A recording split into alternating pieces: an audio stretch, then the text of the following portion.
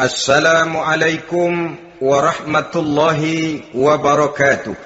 Waalaikumsalam warahmatullahi wabarakatuh. Bismillahirrahmanirrahim. Alhamdulillahi rabbil alamin. Wassalatu wassalamu ala ashrafil anbiya'i wal mursalin, Sayyidina wa maulana Muhammadin wa ala alihi wa ashabihil mujahidin at-tahirin, amma ba'du.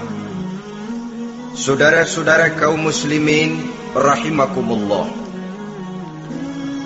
Taubat berasal dari kata-kata taba yatubu, yang isim masdarnya adalah taubatan. Artinya sama dengan roja'a yarji'u, ada ya'udu, pulang atau kembali. Bertobat maksudnya kembali dari yang dilarang oleh Allah. Kalau dalam perjalanan hidup ini kita suka menerjang larangan-larangan Allah, melaksanakan apa-apa yang dilarang olehnya, maka taubat artinya meninggalkan larangan-larangan itu dan kembali kepada apa yang diperintah oleh Allah Subhanahu wa taala. Kenapa taubat ini harus disegerakan? Karena makhluk bernama manusia ini sulit melepaskan diri dari dosa dan salah. Nabi bersabda, "Kullu bani Adam khatta'un wa khairul khatta'ina tawwabun." Setiap anak Adam, yakni setiap manusia, pasti mempunyai dosa dan kesalahan. Dan sebaik-baik orang yang mempunyai dosa dan kesalahan ialah orang yang segera bertaubat. Dengan kata lain, orang yang baik sesungguhnya bukanlah orang yang tidak punya salah, karena tidak ada orangnya yang tidak punya salah. Tetapi orang yang baik adalah orang yang apabila melakukan kesalahan, dia segera sadar, dijadikannya kesalahan itu sebagai pelajaran untuk tidak diulanginya lagi pada masa-masa yang akan datang. Inilah yang digambarkan oleh Allah Subhanahu wa taala dalam surah Ali Imran ayat 135. Walladzina iza fa'alu fahishatan, dan orang-orang yang apabila mereka terjatuh ke dalam perbuatan dosa, au zalamu anfusahum, atau berbuat zalim kepada diri mereka sendiri, zakarullaha fastaghfaru lidzunubihim, mereka segera ingat kepada Allah dan memohon ampun terhadap dosa yang pernah mereka kerjakan. Saudara-saudara kaum muslimin rahimakumullah, sejak awalnya iblis memang sudah memproklamirkan diri di hadapan Allah Subhanahu wa taala. Apa kata iblis? Ya Rabbi wa izzatika la azalu aghwi bani Adam ma damat arwahuhum fi ajsadihim. Ya Allah, demi kemuliaan-Mu saya bersumpah, kata iblis, saya akan selalu memperdayakan anak-anak Adam. Saya akan selalu menggoda manusia selama ruh mereka masih ada di dalam jasad mereka. Jadi selama ruh masih ada di dalam jasad, selama itulah iblis akan selalu berusaha menggelincirkan manusia untuk jatuh ke tempat-tempat salah dan ke tempat-tempat dosa. Tetapi kemudian Allah juga memberikan jaminan. Allah menjawab proklamasi iblis ini, wa izzati wa jalali ya mal'un la azalu aghfiru lahum mastaghfaru. Demi kehormatanku, demi kemuliaanku, hai mal'un, hai yang terkutuk, hai iblis, kalaupun engkau selalu memperdayakan manusia, kalaupun engkau selalu menipu dan menggoda mereka sepanjang ruh mereka masih ada di dalam jasad, aku akan senantiasa memberikan ampun kepada mereka sepanjang mereka memohonkan ampun kepadaku. Inilah jaminan dari Allah Subhanahu wa ta'ala. Saudara-saudara kaum muslimin rahimakumullah, oleh karenanya apabila kita berbicara tentang taubat, artinya kita berbicara tentang tingkah laku kita dalam kehidupan sehari-hari. Apa yang harus kita lakukan untuk sempurnanya satu taubat? Pertama, menyesal terhadap dosa yang pernah kita lakukan. Kadang-kadang ada juga orang bertaubat Tapi bukan nyesal terhadap dosa yang dia kerjakan, malah puas katanya.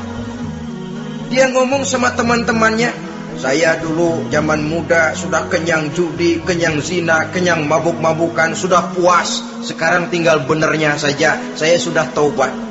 Taubatnya sih bagus, tapi puasnya itu yang jelek. Kenapa harus dikatakan puas? Bukan puas, menyesal. Menyesal saya dulu. Kenapa hanyut terjebak dosa? Kenapa tenggelam di meja judi? Kenapa tenggelam di minum-minuman keras? Kenapa hanyut kepada perbuatan munkar dan maksiat? Saya menyesal sekali. Menyesal diperintah dan bukan malah puas.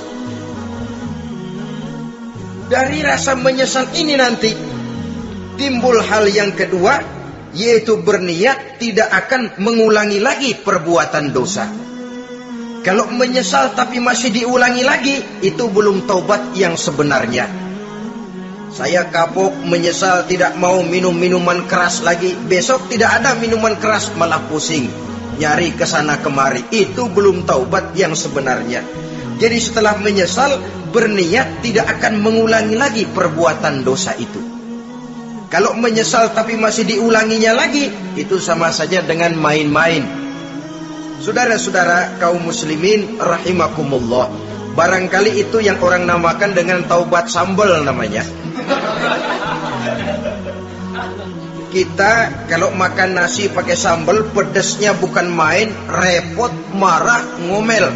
Gila, sambal pedes bukan main, taubat sama sambal. Taubat sama sambal katanya. Tapi 2-3 hari kemudian dia makan lagi, nggak ada sambal, nyari. Kemarin sudah taubat-taubat, 2 hari kemudian malah nyari. Ini bukan taubat yang sebenarnya. Penyesalannya tidak diiringi dengan berniat untuk tidak mengulangi perbuatan dosa itu selama-lamanya.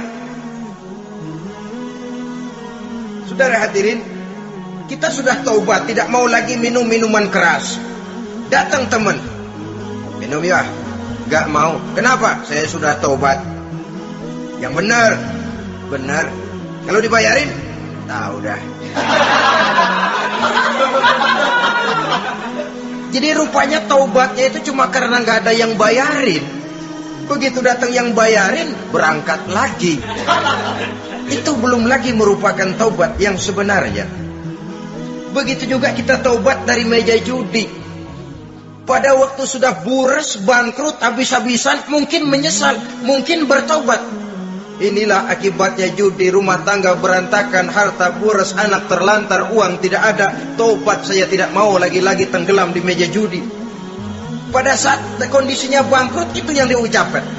Tapi 2-3 hari, 4-3 minggu, 1 bulan kemudian rezekinya banyak, makmur lagi, usahanya maju lagi, lupa lagi dia kepada ucapan sebelumnya. Akhirnya sedikit demi sedikit tenggelam kembali di meja judi. Ini pun belum merupakan taubat yang sebenarnya.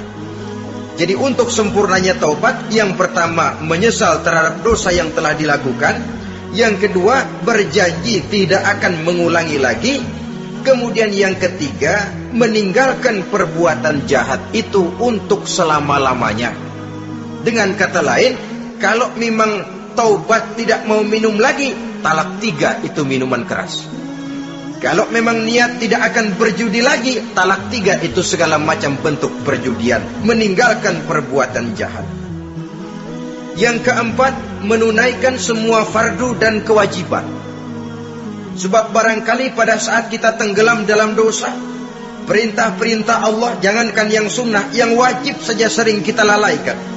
Maka apabila diri telah berniat melaksanakan taubat, maka tunaikan semua kewajiban yang disyariatkan oleh agama kepada kita. Yang kelima, meminta halal kepada para lawannya dengan termasuk mengembalikan hak milik orang lain. Ini kalau menyangkut hukukul adamiyin atau hak-hak manusia. Jadi kalau kita berdosa kepada sesama manusia, Allah belum akan menerima taubat kita kalau kita belum minta maaf kepada yang bersangkutan. Adapun kalau kita sudah minta maaf tapi yang bersangkutan tidak mau memberikan maaf, itu urusan dia kepada Allah. Urusan kita adalah meminta maaf kepada yang bersangkutan. Hal yang keenam, mendidik atau melatih diri untuk bertaat kepada Allah. Sebagaimana kita dulunya telah melatih diri, memperturutkan diri untuk berbuat durhaka. Lalu memperbaiki yang dimakan dan yang diminum. Itu juga merupakan ciri dari orang-orang yang melaksanakan taubat kepada Allah Subhanahu wa ta'ala. Kemudian apalagi? Memperbanyak istighfar di dalam kehidupan. Disabdakan oleh Nabi, inna likulli da'in dawa'un wa dawa'u zunubi al-istighfar. Sesungguhnya segala macam penyakit tentu ada obatnya, dan obat dari segala macam dosa adalah istighfar. Saudara-saudara kaum muslimin rahimakumullah. Jadi kalau yang terdahulu merupakan perbuatan-perbuatan konkret, maka yang terakhir ini taubat dalam bentuk ucapan berupa memperbanyak istighfar, memohonkan ampun kepada Allah Subhanahu wa ta'ala. Mari kita lihat dalam teladan hidup kita, manusia yang hatinya paling bersih tidak lain adalah Rasulullah sallallahu alaihi wasallam. Beliau sudah mendapat jaminan ampun dari seluruh dosa. Liyaghfir lakallahu ma taqaddama min zambika wa ma ta'akhkhar, kata Allah. Muhammad, dosamu yang dahulu, dosamu yang sekarang, dosamu yang akan datang jikalau memang ada, seluruhnya sudah mendapat jaminan ampun dari Allah. Tetapi coba lihat dari sejarah perjalanan hidup yang mulia ini. Sungguh pun beliau sudah nyata-nyata mendapat jaminan ampun dari Allah. Beliau mengatakan, ayyuhan nas, tubu ilallah, fa inni atubu fil yaumi mi'ata marrah. Wahai manusia, bertaubatlah kepada Allah, maka sesungguhnya saya, kata beliau, dalam satu hari bertaubat 100 kali kepada Allah. Dalam riwayat yang lain, sab'ina marrah, 70 kali beliau mengucapkan istighfar minimalnya dalam sehari semalam. Orang yang sudah nyata-nyata mendapat jaminan ampun dari Allah ini, satu hari satu malam istighfarnya minimal 70 kali. Apatah lagi kita yang nyata-nyata belum mendapat jaminan ampun dari Allah. Di dalam satu hadis diriwayatkan bahwa iblis laknatullah alaih pernah berkata, ahlaktun nasa bizzunubi wal ma'asi. Aku rusak dan aku hancurkan kehidupan manusia dengan dosa dan dengan segala macam perbuatan maksiat. Iblis menghancurkan manusia dengan menanamkan kegemaran berbuat dosa dan menanamkan kesukaan untuk bergelimang dalam dunia maksiat. Tetapi kemudian iblis mengakui, wa ahlakuni bila ilaha illallah wal istighfar. Tetapi kemudian terbalik, manusia menghancurkan aku dengan kalimat la ilaha illallah dan dengan istighfar, yakni mengucapkan astaghfirullahalazim. Inilah senjata pemungkas menghadapi upaya iblis untuk menghancurkan manusia. Kalau iblis menghancurkan manusia dengan perbuatan dosa, dengan menenggelamkan manusia ke dalam perbuatan-perbuatan maksiat, hendaknya kita sadar. Pada saat kita terdorong untuk melakukan perbuatan dosa, kita lalu sadar, inilah perangkap iblis untuk membinasakan saya. Pada saat kita terjebak ke dalam perbuatan maksiat dan munkarat, ingatlah baik-baik, inilah perangkap iblis untuk merusak dan membinasakan saya. Maka hancurkan perangkap iblis, hancurkan tipu daya dan usaha iblis itu. Dengan apa? Dengan kalimat la ilaha illallah dan dengan memperbanyak istighfar. Falamma ra'aitu dzalik, ketika aku lihat hal itu, kata iblis, mereka hancurkan kita dengan dosa dan maksiat, dan kita hancurkan mereka dengan la ilaha illallah dan istighfar. Diamkah iblis? Puaskah iblis? Ternyata tidak. Apabila aku lihat usaha manusia itu, ahlaktuhum bil huda, ahlaktuhum bil hawa, wa hum yahsabuna annahum muhtadun. Apabila mereka hancurkan aku dengan la ilaha illallah dan istighfar, maka aku kembali menghancurkan mereka dengan mempergunakan hawa nafsu, sehingga mereka menyangka bahwa mereka adalah orang-orang yang mendapat petunjuk. Ditanamkan dalam diri kita perasaan bahwa kitalah orang yang paling benar. Itu pun tipu daya iblis. Maka orang pintar itu baik, tapi merasa pintar itu jelek. Orang benar itu bagus, tapi merasa benar itu tidak baik. Karena biasanya orang kalau sudah merasa benar, lalu cenderung untuk menganggap orang lain tidak benar. Kalau sudah begitu, dia akan mengklaim diri, sayalah orang yang paling benar, yang lain tidak benar semuanya. Itu termasuk perangkap iblis juga. Setelah kita gempur mereka dengan membiarkan dirinya terseret berlarut-larut dalam dosa tanpa keinginan untuk bertaubat. Sepanjang nafas belum sampai di tenggorokan, sepanjang matahari masih terbit di sebelah timur dan terbenam di sebelah barat, sepanjang itu Allah masih akan menerima taubat seorang hamba.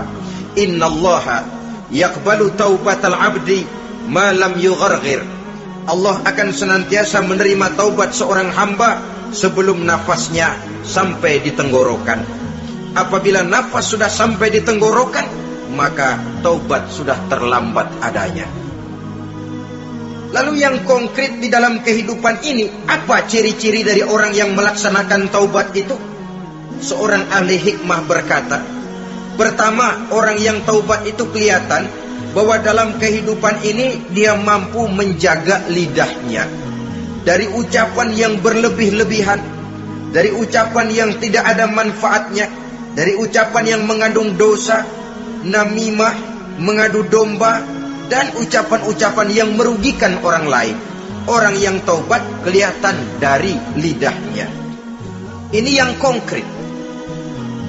Yang kedua, orang yang taubat itu cirinya tidak ada lagi rasa dengki di hatinya. Tidak ada keinginan untuk membenci dan memusuhi orang lain. Kenapa? Dia sudah sibuk memikirkan kekurangan dirinya sendiri. Sehingga tidak ada waktu lagi untuk mengorek-ngorek, mencari-cari aib dan kekurangan pada diri orang lain. Ini makna ucapan Nabi, tuba liman syaghalahu aibuhu an uyubin nas. Beruntunglah orang yang kekurangan pada dirinya menyebabkan dia cukup sibuk sehingga tidak sempat mencari-cari dan mengorek-ngorek aib dan kekurangan orang lain. Berbeda dengan orang yang masih jauh dari sikap taubat, selalu berusaha mencari dan mengorek-ngorek kekurangan orang lain, sementara aib dan kekurangan dirinya diumpetin. Ini namanya ilmu kancil. Orang lain disorotin, dia ngaling, ngumpet. Kerjaannya apa? Monten orang lain saja. Dia sendiri tidak mau diponten dan tidak mau memonten dirinya. Akibatnya apa? Sikap introspeksi tidak ada. Sikap mawas diri hilang. Sikap melihat, bercermin terhadap pribadinya sendiri hilang. Yang ada cuma menilai orang lain saja. Jadi adapun orang yang sudah bertaubat ini, di hatinya tidak ada dengki. Melihat orang lain mendapat nikmat, alhamdulillah, dia ikut bersyukur. Lain dengan orang yang jauh dari taubat. Tetangganya dapat nikmat, dia meriang. Tidak senang hatinya melihat orang lain senang. Orang melarat malah tepuk tangan. Saudara hadirin yang saya muliakan, orang yang semacam ini pada hakikatnya selalu disiksa oleh perasaannya sendiri. Kalau tetangganya yang kaya, ditanya kemana dukunnya. Tapi kalau tetangganya jatuh melarat, dia tepuk tangan, gembira bukan main. Lain dengan orang yang sudah bertobat, hasud itu hilang dari dirinya. So hasud inilah yang akan memakan kebaikan yang kita kerjakan. Kata Nabi, hasud itu bisa memakan kebajikan seperti api memakan kayu bakar. Allahu Akbar. Puasa kita, zakat kita, sholat kita, habis keropos dimakan oleh sifat hasud.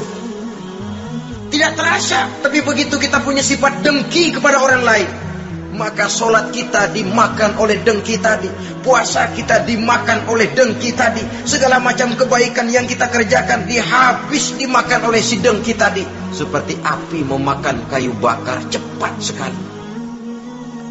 Itulah sebabnya bagaimanapun banyak kebaikan yang sudah kita kerjakan, jangan bangga dan jangan lalai. Sebaliknya, Bagaimanapun besar dosa dan kesalahan yang pernah kita lakukan, jangan putus asa dari rahmatnya Allah Subhanahu wa ta'ala. Jadi yang kedua, ciri orang yang bertobat, di hatinya tidak ada dengki dan tidak ada rasa ingin memusuhi orang lain. Dia berhadapan dengan setiap orang dengan modal husnuzon, baik sangka kepada Allah, tidak a priori. Kadang-kadang ada orang ketemu saja baru tapi sudah punya rasa jelek, diperturutkannya suuzonnya. Yang ketiga, ciri orang bertaubat itu menjauhkan diri dari pergaul dengan orang-orang jahat. Sebab kita tahu bahwa pergaulan sangat besar pengaruhnya dalam ikut membentuk kepribadian manusia. Asyariku wa fi syarri syarrun.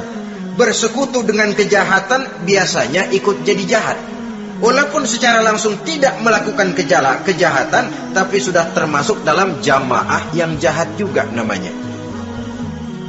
Saudara-saudara kaum muslimin, bukan berarti orang yang taubat lalu tidak mau bergaul itu juga mencerminkan keangkuhan diri. Bergaul dia bergaul, tetapi kepada orang-orang yang jahat ia sekedar menghindarkan diri pergaulannya itu dari kejahatan yang bisa ditimbulkan oleh orang-orang jahat tadi. Ciri yang keempat dari orang yang bertaubat, dia mempersiapkan diri untuk menghadapi mati. Mempersiapkan diri. Sebagaimana kita tahu, kalau kita akan pergi ke luar kota, tentu kita membawa bekal. Makin jauh perjalanan, makin banyak bekal yang harus kita bawa. Hidup ini adalah perjalanan panjang yang kita juga memerlukan bekal dalam kehidupan.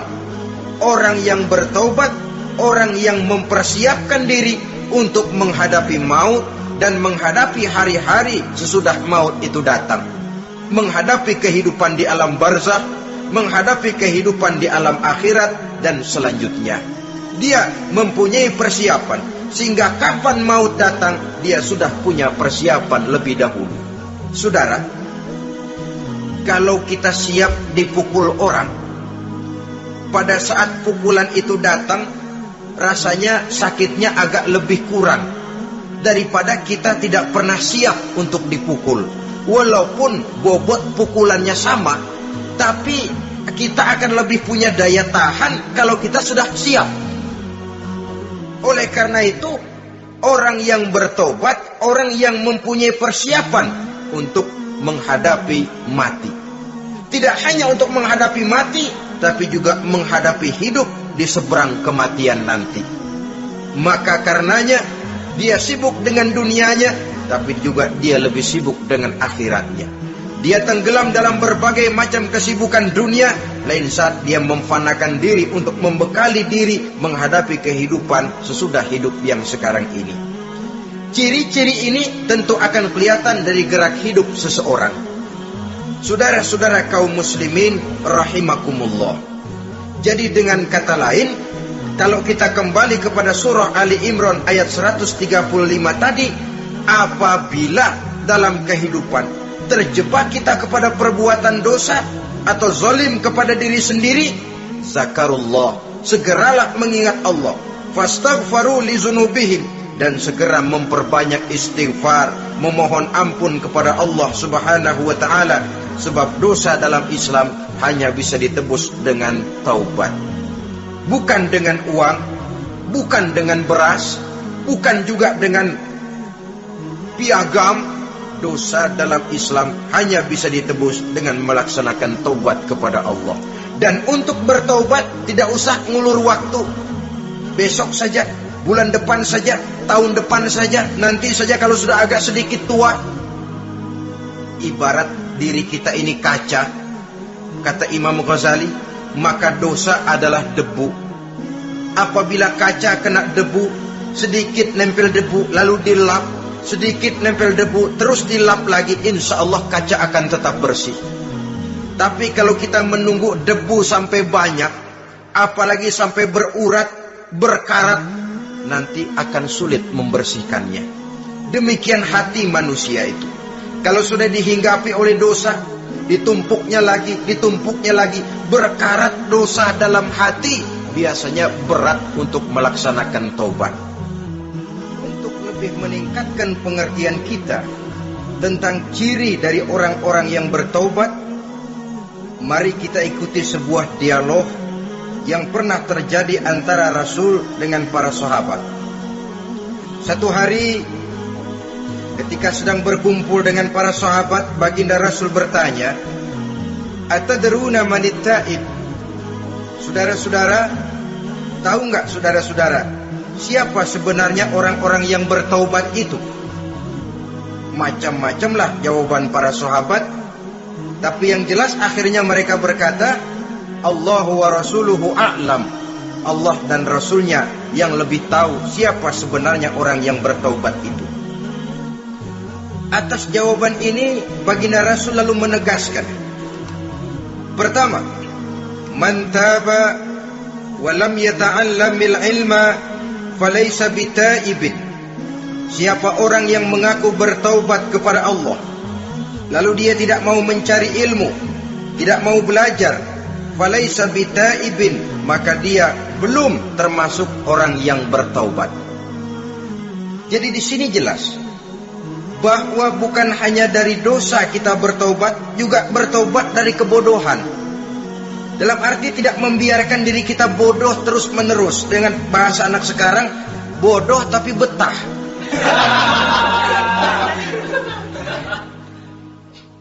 Orang yang mengaku bertaubat tapi tidak menggali ilmu, tidak mau belajar, tidak mau mencari ilmu, tidak hadir di mana majelis taklim, belum dianggap taubat yang sebenarnya. Jadi grafik orang yang taubat itu kelihatan dari kesungguhannya mencari ilmu, menghadiri majelis taklim, menghadiri kuliah-kuliah, ceramah-ceramah dan diskusi-diskusi keagamaan.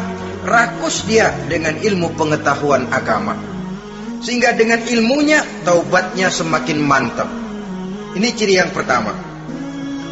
Lalu beliau bersabda lagi, wa man taba wa lam yazdad fil ibadati falaysa bitaibin. Barang siapa yang mengaku bertaubat tapi ibadahnya tidak tambah-tambah, maka dia belum termasuk orang yang taubat. Orang yang bertaubat ada grafik peningkatan ibadahnya. Jadi kalau mulutnya taubat, minta ampun, tapi ibadahnya gitu-gitu aja, belum merupakan taubat yang sebenarnya. Jadi pada saat dia melaksanakan taubat, memproklamirkan diri untuk kembali ke jalan Allah, nilai ibadahnya meningkat. Kalau sholatnya tadinya cuma sekedar yang wajib-wajib saja, setelah dia taubat bertambah melaksanakan yang sunnah, rawatibnya, qobliyah, ba'diyahnya, atau kemudian nawafilnya berupa tahajud, hajat, duha, istikharah, dan sholat-sholat sunnah lainnya. Jadi kelihatan dari peningkatan ibadahnya. Ini ciri yang kedua. Yang ketiga kata Nabi lagi, wa man taba wa lam yardal khusama falaysa bitaibin.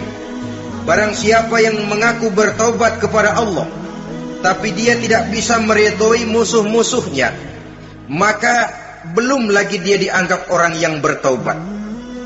Meridhoi, memaafkan musuh. Saudara, memberi maaf itu lebih sulit daripada minta maaf. Tapi memberi maaf lebih mulia daripada minta maaf. Minta maaf gampang, memberi maaf yang sulit. Karena itu orang yang memberi maaf menunjukkan jiwa yang lebih luhur daripada orang yang minta maaf. Sebab apa? Posisi orang yang memberi maaf kan posisi orang yang menang. Biasanya dalam posisi menang orang gampang congkak dan sombong. Orang datang minta maaf kepada kita, lalu timbul keseganan. Iya, minta maaf sih gampang. Memberi maaf itu yang sulit, tapi itu yang sangat dianjurkan, dan itu merupakan ciri dari orang-orang yang bertaubat. Lalu apalagi? Wa man taba wa lam yughayyir libasahu wa zinatahu falaysa bitaibin. Barang siapa yang mengaku bertaubat tetapi pakaian dan perhiasannya tidak berubah, maka dia belum lagi dianggap bertaubat. Orang bilang pakaian memang kulit, yang penting isi. Tetapi bagaimanapun kulit mencerminkan isi. Dari pakaian kita bisa mengkaji kepribadian seseorang. Saya berpendapat bahwa pakaian penting, kulit juga penting. Kulit penting, isi penting. Kulit tanpa isi tidak ada artinya. Isi tanpa kulit juga meragukan orang. Wah, yang penting kan isinya, kulitnya gimana saja. Saya mau tanya, saudara dapat duren di jalanan, isi aja nggak ada kulitnya, kira-kira dimakan nggak duren? Paling kurang akan menimbulkan keraguan, jangan-jangan sudah dicampur racun ini. Jadi dengan demikian orang yang bertaubat ini kelihatan dari cara berpakaian, cara berhias diri, tidak over. Dia kembali kepada fungsi berpakaian. Dalam Islam kan sesungguhnya fungsi pakaian itu yang paling utama. Pertama, nutup aurat, itu ukurannya. Yang kedua, pantas. Yang ketiga, baru soal mode. Di zaman kita sekarang terbalik. Mode nomor 1, pantas belakangan, nutup aurat apa tidak nomor 16.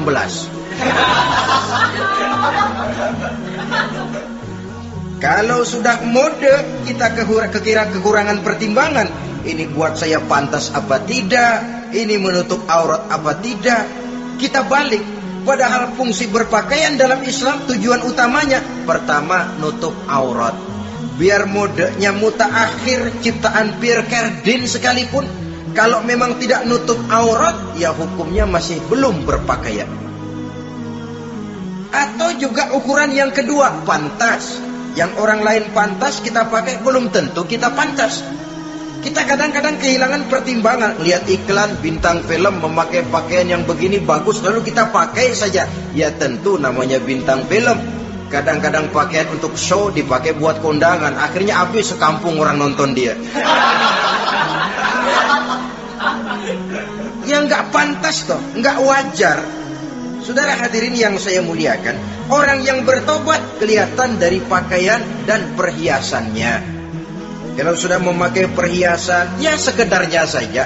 Tidak lalu dengan niat supaya orang tonton, supaya orang lihat, supaya orang tahu dia kaya, supaya timbul decak kagum, asal dia lihat orang lalu wah. Kalau sudah diwahi lalu senang. Saudara hadirin yang saya muliakan,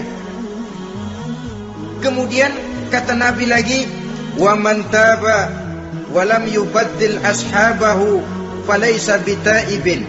Siapa yang mengaku bertaubat tapi pergaulannya dari itu ke itu saja, seperti itu juga, tidak mengalami perubahan, maka dia belum lagi dianggap bertaubat. Kalau taubat kita dari judi, jangan bergaul lagi dengan penjudi. Dalam arti jangan berkumpul di majelis judi.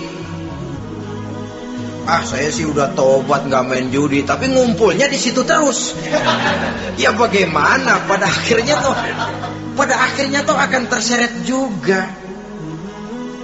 Saudara hadirin yang saya muliakan, jadi dengan demikian lingkungan juga sangat besar pengaruhnya dalam kriteria orang yang bertaubat.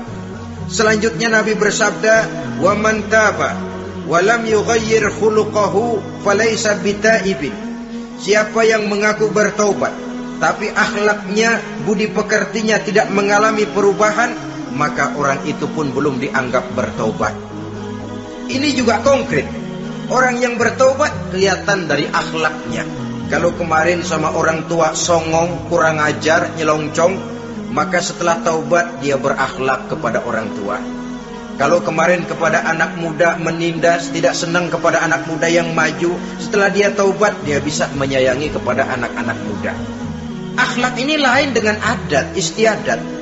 Adat biasanya hanya memandang yang lahir, sedangkan akhlak zahir batin dipandang. Contoh, seorang anak muda kalau lewat di depan orang tua membungkukkan badan, menurut adat dia sudah sopan. Tapi menurut akhlak belum tentu berakhlak. Tergantung kepada niatnya apa membungkukin badan. Permisi apa ngina. Kan mungkin saja orang membungkukkan badan lewat di depan aki-aki karena menghina, sebab aki-aki itu badannya udah bungkuk.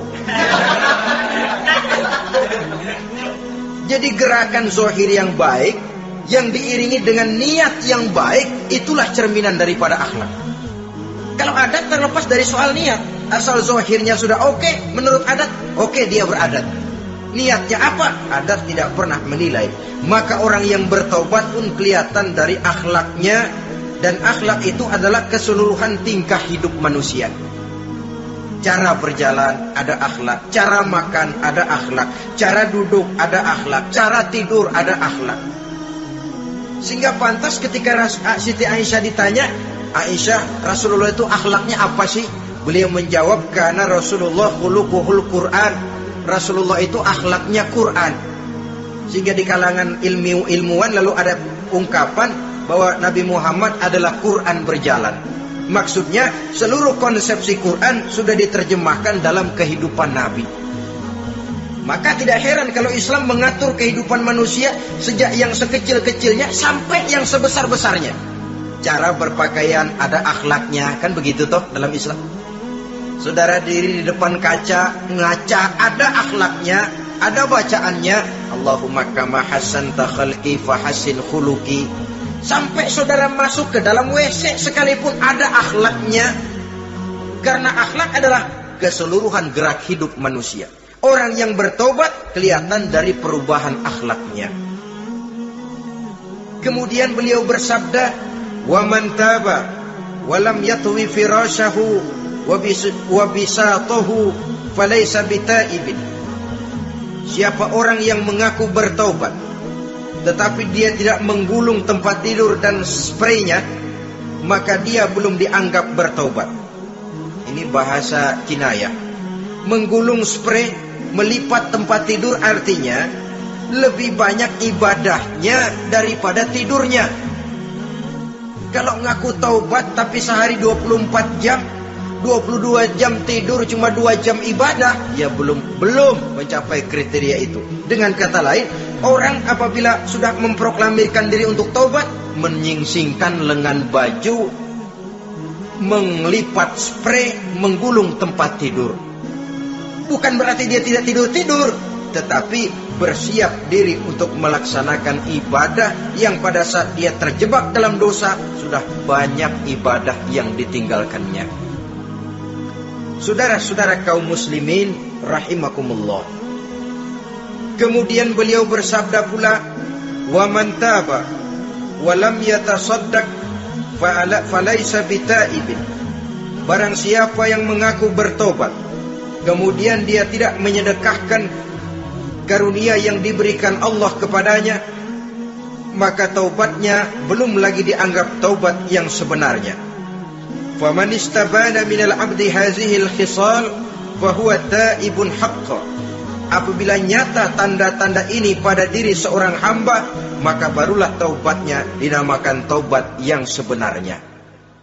Jadi untuk taubat itu ada 2 jalan yang bisa kita tempuh.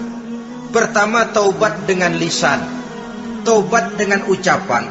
Dalam artian apa? Memperbanyak istighfar. Istighfar yang mana? Yang mana yang mungkin saja. Kalau waktunya sempit, ya istighfar yang pendek-pendek. Astaghfirullah, astaghfirullah, astaghfirullah. Mau yang lebih panjang, astaghfirullahalazim allazi la ilaha illa huwal hayyul qayyum wa atubu ilaih min jami'il ma'asi waz zunub la haula wala quwwata illa billahil aliyyil azim. Ada waktu yang lebih panjang lagi, membaca sayyidul istighfar. Tiap kali berbuat jahat, tiap kali diiringi dengan istighfar. Nah, ini yang bisa runtuh dengan istighfar ini dosa apa? Dosa yang ringan, dosa yang biasanya dilakukan oleh panca indera kita. Mata, ini dosa mata, insya Allah bisa runtuh dengan istighfar. Melihat yang haram, cepat nunduk, astagfirullah. Habis nunduk jangan ngeliatin lagi. Kadang-kadang ngelihat nunduk, istighfar, melotot lagi, istighfar lagi. La laka wasaniyatu alaika. Ini dalam menjaga mata. Pandangan pertama rezekimu kelihatan, namanya kelihatan kan. Mengucapkan kata-kata yang menyakitkan orang, dengan istighfar insya Allah runtuh. Adapun dosa-dosa besar lainnya tentu harus dengan perbuatan. Tidak cukup dengan sekedar istighfar saja. Perbuatannya apa? Itulah seperti yang sudah saya sampaikan pada ciri-ciri orang yang bertaubat tadi. Oleh karenanya, beruntunglah kita masih diberikan umur oleh Allah, sehingga segala dosa dan kesalahan yang kita lakukan, kita masih punya kesempatan untuk mengadakan pemutihan, bertaubat kepada Allah. Nah, apa kemudahan yang diberikan Allah kepada orang yang melazimkan istighfar di dalam hidupnya? Pertama, kata Nabi, man lazimal istighfar, siapa orang yang melazimkan, membiasakan diri istighfar, diberikan keistimewaan oleh Allah. Pertama, ja'alallahu lahu min kulli dhiqin makhraja, Allah akan memberikan jalan keluar untuknya dari segala macam kesulitan. Hidup ini kan problem. Makin tinggi status sosial, makin banyak urusan. Urusan akan selesai apabila hidup di dunia selesai. Kita menyangka orang lain lebih enak dari kita, padahal tiap orang punya urusan. Yang namanya enak barangkali persis seperti pelangi biang lala itu, tidak pernah di atas kepala kita, di atas kepala orang lain saja. Begitu kita memandang keenakan dalam hidup ini. Petani bilang pedagang enak, pedagang bilang petani enak. Tapi begitulah keenakan itu. Orang yang melazimkan istighfar, dia akan diberikan jalan keluar dari segala macam kesulitan. Menurut perhitungan otak, didlek, buntu, tidak sanggup lagi, entah bisa terwujud dan terlaksana, Allah memberikan jalan keluar dari segala kesulitan. Saudara, kalau Allah sudah memberikan jalan keluar dari kesulitan, siapa lagi yang bisa bikin sulit kita? Kalau Allah yang memberikan jalan keluar, everything is running well, katanya. Semua urusan bisa jalan dengan lancar. Tapi tanpa istighfar, jauh kita dari Allah. Jalan yang sudah lapang pun bisa jadi sempit. Urusan yang sudah nyata akan selesai pun bisa jadi jelimet. Dan jalan yang tadinya tidak berliku-liku pun bisa berliku-liku. Ini faktor yang di luar perhitungan matematis. Kita tidak mampu, Allah maha mampu. Menurut akal kita tidak mungkin. Kalau Allah mau, tidak ada yang tidak mungkin. Saudara-saudara, ini fasilitas pertama. Orang yang gemar istighfar diberikan jalan keluar dari segala macam kesulitan. Yang kedua, wa min kulli hammin faraja, diberikan kegembiraan dari setiap kesusahan yang dihadapinya. Ada saja faktor-faktor yang mendatangkan kegembiraan, yang mendatangkan refreshing di dalam kehidupannya, sehingga dia tidak lalu merasa jalannya buntu, tidak merasa kesulitannya tidak pernah terselesaikan. Dan yang ketiga, fasilitas yang diberikan Allah kepada orang yang gemar istighfar, wa razaqahu min haitsu la yahtasib, Allah akan memberikan kepada mereka rizki dari jalan yang tidak pernah mereka sangka-sangka, dari jalan yang tidak pernah mereka perkirakan sebelumnya. Saudara-saudara kaum muslimin rahimakumullah, inilah fasilitas ketiga yang diberikan Allah kepada orang yang gemar istighfar. Rizkinya datang dari jalan yang tidak disangka-sangka. Sebab rizki ini juga termasuk hal gaib. Dan jangan lupa, ar-rizqu bimakna al-ata hissiyan kana au ma'nawiyan. Rizki adalah pemberian, baik yang konkret maupun yang abstrak. Kita sering membatasi pengertian rezeki, maka rezeki kita jadi sering terbatas. Menurut kita kan yang namanya rezeki cuma duit saja. Kalau bukan duit, bukan rezeki. Padahal semua karunia Allah itu rezeki. Umur, rezeki. Istri, rezeki. Anak, rezeki. Pangkat dan jabatan, rezeki. Termasuk duit juga rezeki.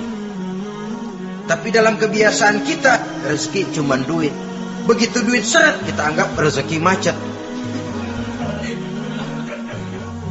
Maka akhirnya kita tidak bersyukur kepada Allah. Padahal mungkin di sektor duit macet, tapi rezeki dari segi lain, ilmu barangkali tambah, wibawa naik, pangkat naik, anak tambah, itu juga merupakan rezeki. Saudara-saudara kaum muslimin rahimakumullah, orang yang gemar istighfar ini diberikan rezeki dari jalan yang tidak disangka-sangkanya. Dibukakan perbendaharaan Allah untuknya, sehingga rezekinya datang dari cara yang tidak disangka-sangka. Allah Maha Kaya. Kalau Dia mau, la mani'a lima a'taita wa la mu'tiya lima mana'ta. Tidak satu kekuatan pun yang mampu mencegah apa yang hendak diberikan Allah, dan tidak satu kekuatan pun yang sanggup memberikan apa yang dicegah oleh Allah Subhanahu wa taala. Ini keistimewaan yang diberikan Allah kepada mereka yang gemar beristighfar di dalam kehidupan ini. Jangan lagi berpikir, gua sih nggak punya dosa, istighfar amat. Sombong, saudara-saudara. Manusia itu lebih baik merasa banyak dosa daripada merasa tidak punya dosa. Tanda orang bahagia, kata Nabi, 4. Pertama, orang yang selalu ingat kepada kesalahan yang pernah dia lakukan. Itu orang bahagia. Selalu ingat kepada kesalahan yang pernah dilakukannya, sehingga pada saat akan melakukan kesalahan yang baru, dia mikir-mikir, dosa gue yang kemarin udah 3 keranjang, nih nambah lagi. Ingatannya terhadap kesalahan yang lalu akan merupakan langkah preventif yang mencegah dirinya untuk tidak menambah kesalahannya. Orang bahagia, orang yang selalu ingat kesalahan yang pernah dia lakukan, terbayang di pelupuk mata, bukan ngumpet-ngumpetin dosa. Sebab apa yang mau kita umpetin di hadapan Allah? Yang kedua, tanda orang bahagia itu orang yang selalu melupakan kebaikannya.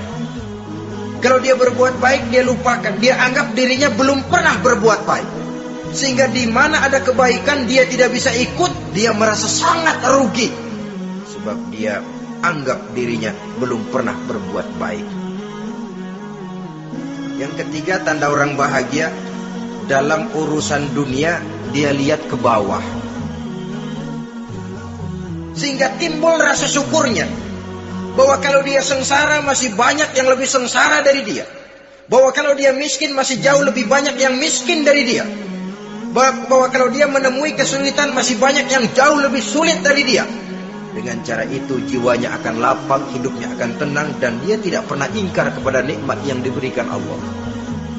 Sebaliknya, yang keempat, tanda orang bahagia itu dalam urusan akhirat dia lihat ke atas. Dunia lihat yang bawah, akhirat lihat yang atas. Kalau dia bisa sholat, kenapa saya tidak? Kalau dia sanggup puasa, kenapa saya tidak? Kalau dia bisa baca Quran, kenapa saya tidak? Timbul panas, nyontoh ibadah mendatangkan kebahagiaan.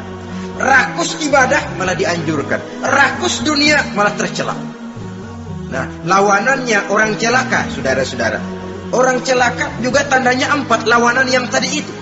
Pertama, orang yang selalu melupakan kesalahannya. Kalau berbuat dosa lupa, sok bersih. Alah, dosa gue mah dikit.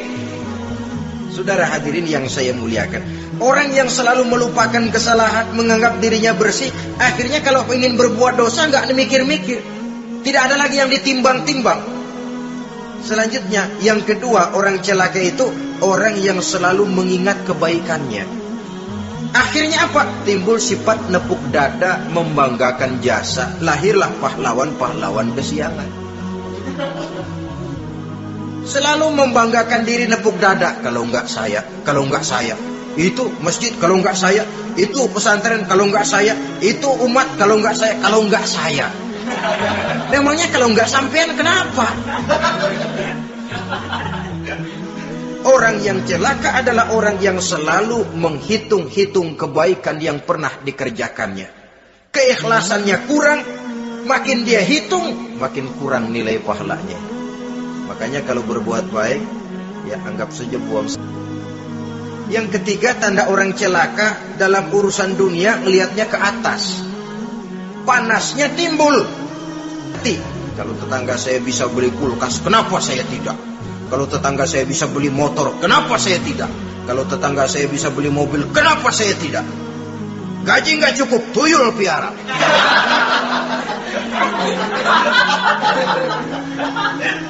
Orang itu kalau sudah didorong oleh rakus kan bisa jadi menghalalkan. Kalau sudah didorong oleh rasa rakus, yang segera tersingkir pertama rasa malu. Orang kalau sudah rakus nggak ada malunya. rasa malunya hilang. Padahal syarat jadi orang itu kan kalau punya rasa malu. Nggak punya rasa malu, kurang syarat jadi orang. Akan bagaimana jadinya masyarakat, bahkan bangsa dan negara, kalau rakyatnya sudah tidak punya rasa malu. Yang kedua, rasa takut hilang, terutama takut kepada Allah. Sirna sama sekali. Sudah tujuan menghalalkan cara. Yang keempat, tanda orang celaka dalam urusan akhirat, lihatnya malah ke bawah. Kenapa kamu enggak sholat? Itu bapak anu yang tuaan, enggak, saya enggak lagi. Kenapa ngelihatnya mesti kepada yang begitu? Sehingga lalu tidak ada gairah untuk mencontoh. Saudara-saudara kaum muslimin rahimakumullah, walaupun serba singkat oleh karena terbatasnya ruang pembicaraan ini, mudah-mudahan bisa memberikan gambaran sepintas tentang ciri-ciri orang yang bertaubat. Dengan harapan, marilah kita menjadi orang yang bertaubat sebenarnya dengan ciri menyesal terhadap dosa yang pernah kita lakukan, meninggalkan perbuatan jahat, dan berjanji tidak akan mengulangi lagi perbuatan jahat itu. Kalau dia menyangkut hak-hak manusia, maka hak itu harus kita kembalikan, dan kepada yang bersangkutan kita harus meminta maaf. Apabila ditambah dengan kegiatan lisan, memperbanyak istighfar dalam kesempatan yang mungkin di sepanjang perjalanan hidup ini. Ini sajalah yang kita bicarakan pada pertemuan kali ini. Terima kasih atas segala perhatian. Mohon maaf atas segala kekurangan. Usikum wa nafsi bitaqwallah. Wassalamualaikum warahmatullahi wabarakatuh. Waalaikumsalam warahmatullahi wabarakatuh.